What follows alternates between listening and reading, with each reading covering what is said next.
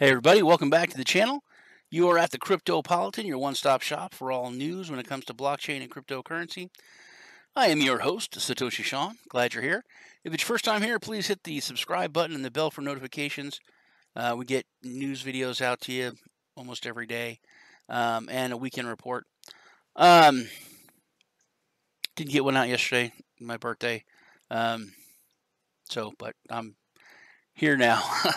Let's get into the news. Jump over to Cryptopolitan, where we have all your news in easy to find sections, whether it's Bitcoin, altcoins, regulation, tech, or scams. We also have coin analysis on all the top coins, which is updated constantly. First, something that I thought was kind of surprising is there was a code vulnerability found in the 0x protocol DEX, and it was forced to shut down. According to the report, Sam's son, that's got to be pronounced some other way. Sam C's son. Sam's son. Anyway, it's a third-party researcher of security did an evaluation of the exchange's smart contract and cautioned the 0x team about the presence of the vulnerability. So it was caught before anything happened. The team suspended the exchange contract and asset proxy contracts. They discovered the vulnerability could have allowed an invader to use an invalid signature for filing out various orders.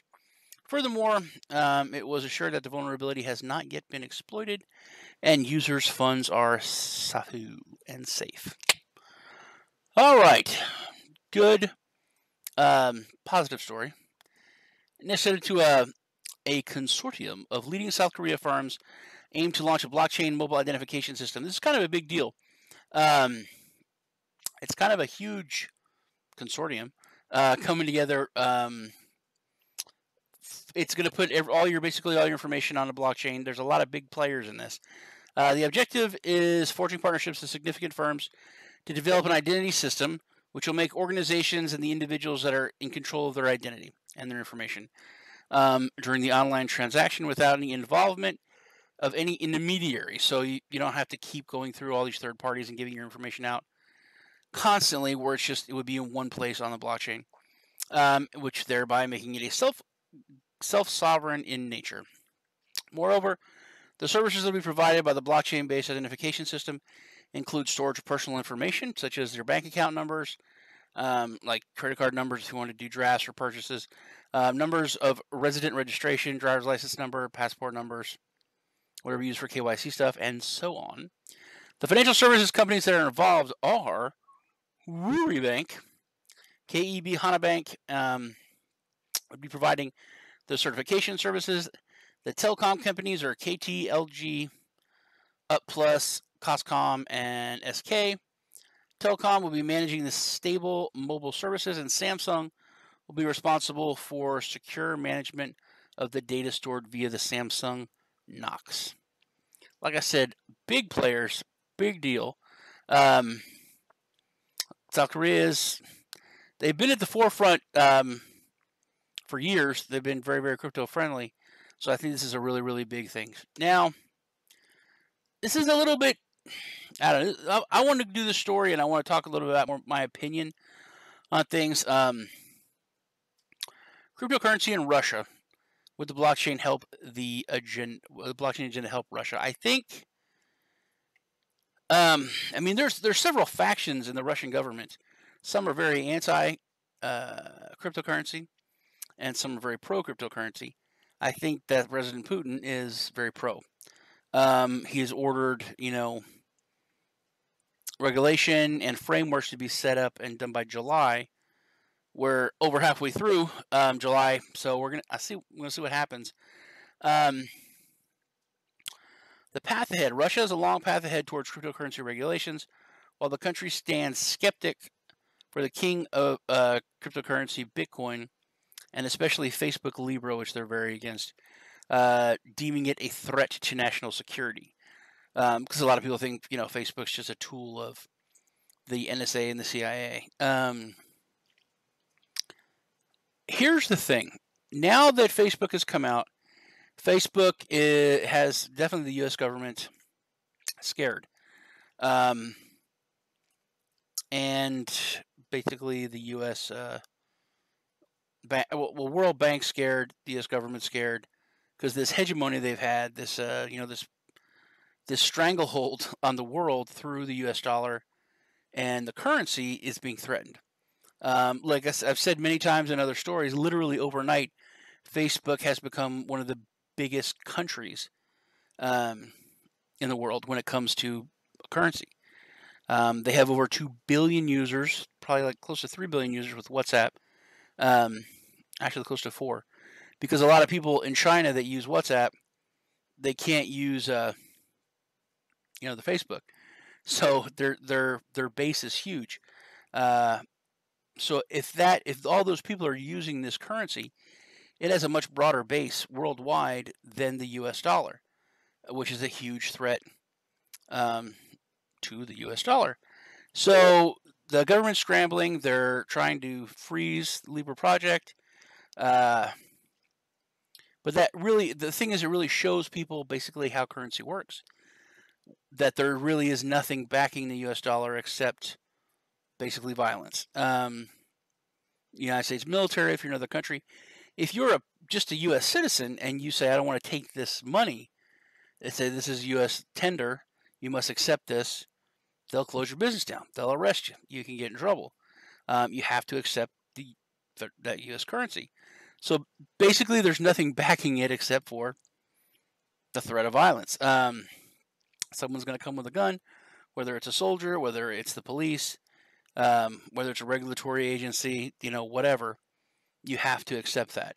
I think people are seeing that, especially if Facebook backs it with, because it said it may back the stablecoin with other assets like gold, silver, hard currencies, hard assets.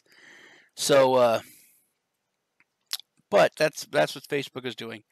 When it comes to Russia, Russia's bought a ton of gold.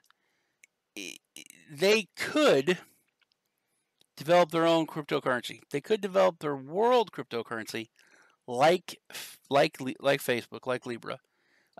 If they were to band together with China, Iran, maybe Venezuela, other South American countries, and create a world crypto with that basically access power, I think it would be huge.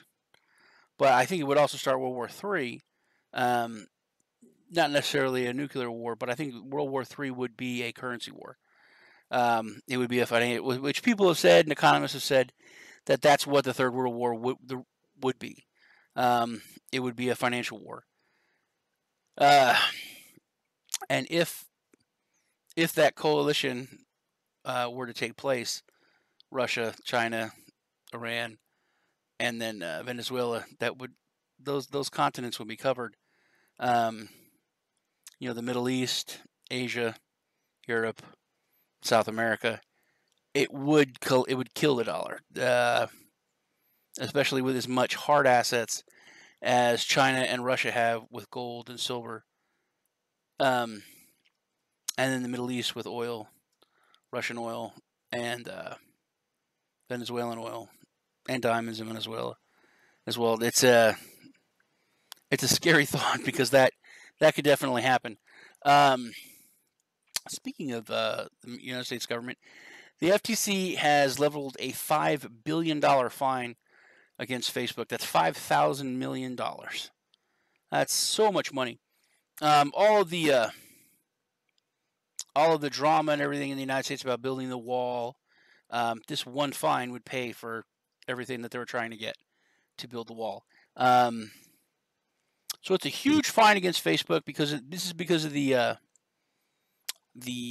Cambridge Analytica thing where they sold people's personal information. It's basically a fine for the privacy infringement that they leveled against their users.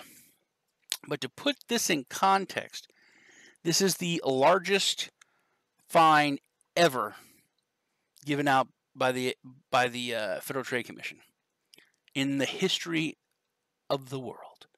Biggest ever. And the fine imposed, $5 billion, is the largest in history of the Federal Trade Commission. The amount of the fine, here it comes, represents 1 month of income for Facebook.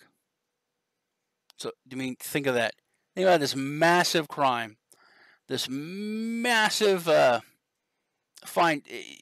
Let's say you committed a crime and you went to court and you were found guilty, and they said, we're going to level the harshest punishment in the history of mankind against you. And it was 1 month of your salary. It's really mind-blowing. We're talking about this numbers. However, the privacy violation even skyrocketed the stocks of the social media giant, because it's over. I mean, that's like it's a real rocky, volatile thing. They could have said, hey, you've done this. We think you should, we're going to break you up. Which, honestly, I'm really against, the government being involved. But then I think it'd be so good if Facebook was shut down. And just for, like, humanity in general. But 1 month worth of income for Facebook, $5 billion. That was the whole fine for the biggest fine in history for the Federal Trade Commission. That's about it for today. It was good hanging out with you guys. Please leave a comment and I will answer you. I enjoy interacting with you. Please crush that like button. It really helps us out with YouTube's algorithm. Once again, if it's your first time here, please hit the subscribe button, the bell for notification. I am Satoshi Shawn, and I will see you in the next video.